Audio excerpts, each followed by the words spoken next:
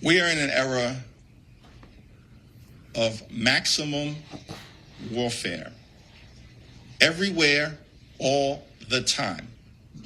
And we're going to keep the pressure on Republicans in every single state in the union to ensure at the end of the day that there is a fair national map, because we believe that it's the people who should decide who's in the majority in the next Congress, not Donald Trump and MAGA extremists. Thank you all.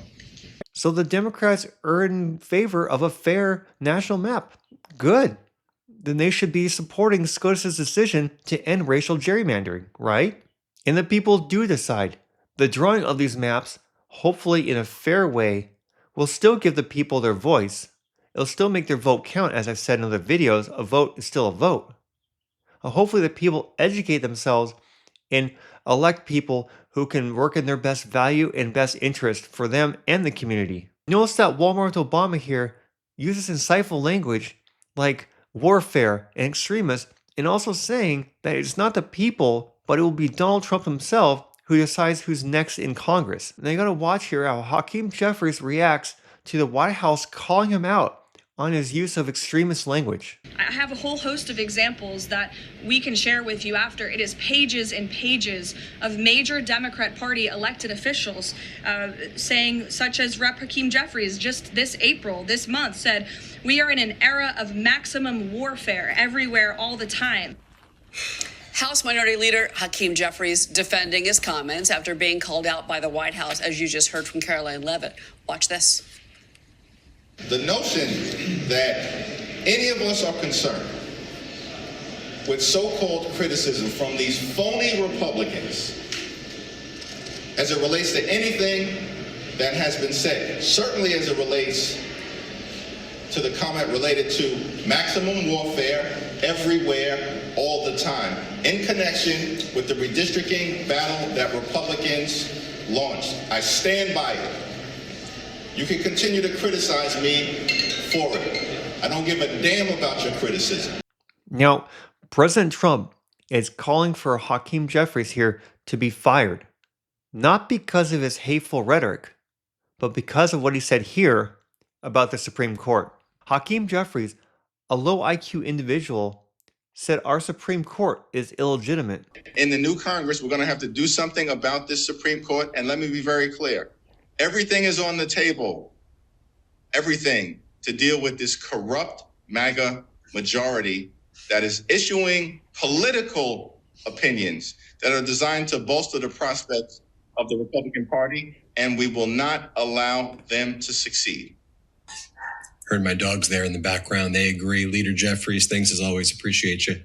Thanks, bud. So when SCOTUS exercises their duties, and the democratic process, by the way, of voting down a racially gerrymandered map that is outdated in today's day and age, by the way, they're considered illegitimate just because Hakeem Jeffries didn't get what he wanted?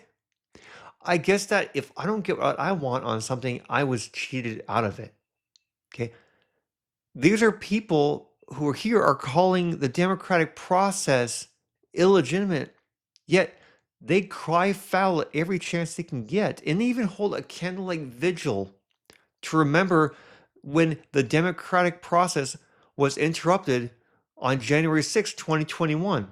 The double standard Dems really have no shame when it comes to this kind of thing, and this is why they are not taken seriously by only maybe a minority amount of people that are just as crazy as they are. And this is where it gets really problematic. When you say that something is cheating or illegitimate or rigged, particularly against the American people or minorities, or it's racially fueled, so on and so forth, like the Democrats love to do, it radicalizes people. Because then you have the mouthpiece of the Democratic Party, these leftist media news outlets. What they do is they echo this sentiment, and people get it in their heads that they have to do something to stop it. Otherwise, they're going to be locked away, that the country's going to have no rights, and so on and so forth. It's going to be like 1930s Germany all over again.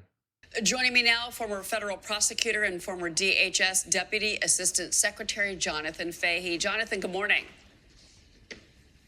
Good morning. I want to ask you about this rhetoric that we're seeing, and also maybe the radicalization of this individual, Cole Allen. You know, going through his background, he was highly educated. He went to Caltech, mechanical engineer. He created a video game. Is the rhetoric that we're hearing from the left one of the reasons why you're seeing more and more radicalization in these online groups that would lead to someone trying to assassinate the president? Yeah, it would be hard to argue that it's not, because this rhetoric has become so extreme from the Democratic Party. It's really, they've become the party of just hate and division. And you look at it, it doesn't even just extend to Donald Trump. They've attacked his supporters and people that work in the administration, calling them Nazis and fascists. And it's just a matter of routine. So it doesn't surprise me that somebody would take this to a level that would seem consistent with the rhetoric, because if they equate Donald Trump and his supporters to Nazis, it dehumanizes him to the point that it legitimizes violence. So the Democrats should take some responsibility. But I think Hakeem Jeffries, is not backing down, and they've realized that this is their only thing they have now, because they've lost a lot of these policy arguments. So everything has been reduced to just sort of this name calling, this extreme rhetoric, because they believe it's the most effective thing for them politically, which is just shameful, because it puts not just President Trump in danger, but everyone around him in danger. And an event like this should be just a fun event, and it was shaping up to be a fun event. And instead, people now have to be worried, are they going to be attacked? Are they going to be killed by just going to an event? It's really shameful, and the Democrats' reaction to it is hard to believe that, other than John Fetterman, no one really seems to be willing to take a step back on the rhetoric. It's exactly what he said. The Democrats are desperate.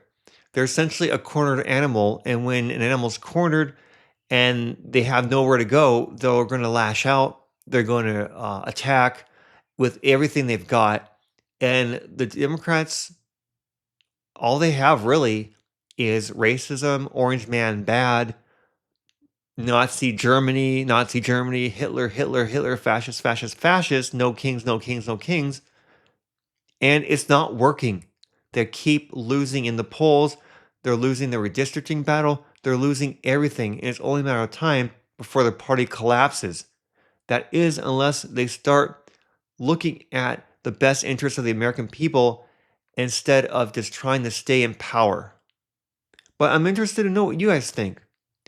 Do you think the Democrats are going to essentially collapse as a party as we know it?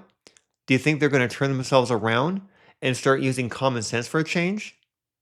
Do you think the hateful rhetoric is going to come down, or is it going to heat up a lot more?